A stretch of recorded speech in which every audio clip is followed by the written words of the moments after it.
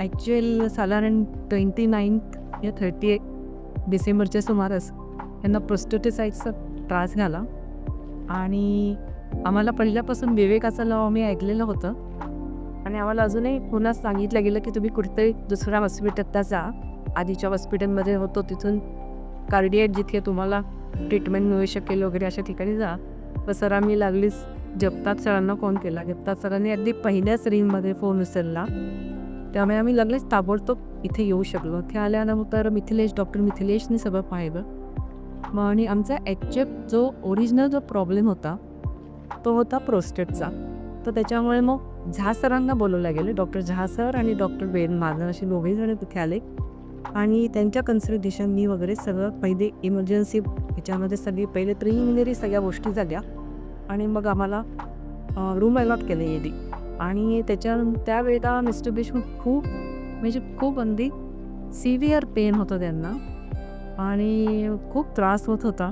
तर त्यावेळेला डॉक्टर पण होतेच, प्रश्नच नाही. त्या दिवशीची गोष्ट अशी होती की का नाही थांबते पेन वगैरे म्हणून असिस्टंट डॉक्टरांनी हे आणलं होतं, एक्सरे मशीन वगैरे आणलं होतं आणि त्यावेळेला व्हिडिओ रेकॉर्डिंग दिलं. त्या व्हिडिओ रेकॉर्डिंगला वेद सरांनी घरून फोनवरती पाहिलं, म्हणजे फोनवर दाखवलं.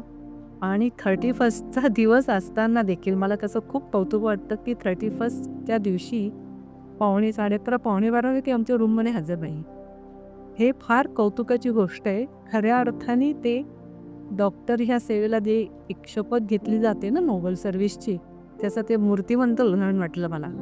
आणि त्यांनी आमच्यावर राहून अगदी जवळजवळ एक हात पास करीत असतील हे सगळं बघितलं वगैरे. आणि त्यांचे आणि झा सरांचे जे कोणते डिसिजन्स होते, जे कोणते डायग्नोसिस होते ते अगदी करेक्ट निघाले.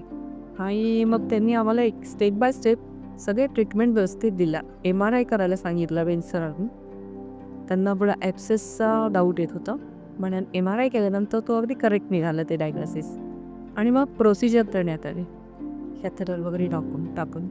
त्यावेळेला देशमुख सरांना इतकं हायसं वाटलं की एकदम पेन गेलेलं होतं, जे पेन इतके दिवस ते सहन करत होते ते.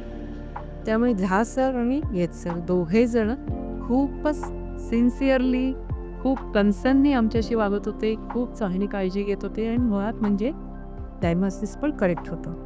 तर राहिली गोष्ट आता आपल्या बाकीच्या रूम सर्व्हिसची म्हणा किंवा तर मावशीबाई काय, त्याच्यानंतर दादा लोकं काय, सिस्टर्स काय, सगळ्यांनी आम्हाला खूप छान कॉपरेट केलं.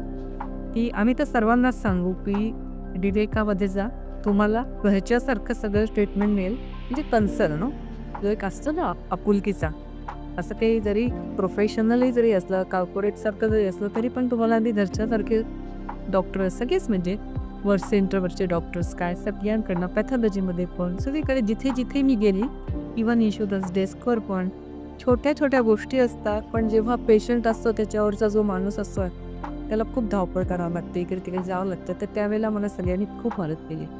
सगळ्यांनी असं कन्सिडर केलं की मी थोडी एजेड आहे तर काहीतरी हेल्प करायला पाहिजे, तशी यांनी मदत पण खूप केली. त्याने सर्वांगाने जर विचार केला ना तर विवेका इज द बेस्ट. मला अगदी खूप आवडलं. आणि मी पण स्वतः इथे पेशंट होऊन गेलेली आहे. सरांचं झाल्यानंतर माझं पण झालेलं आहे. त्यामुळे माझा पण अनुभव हाच आहे.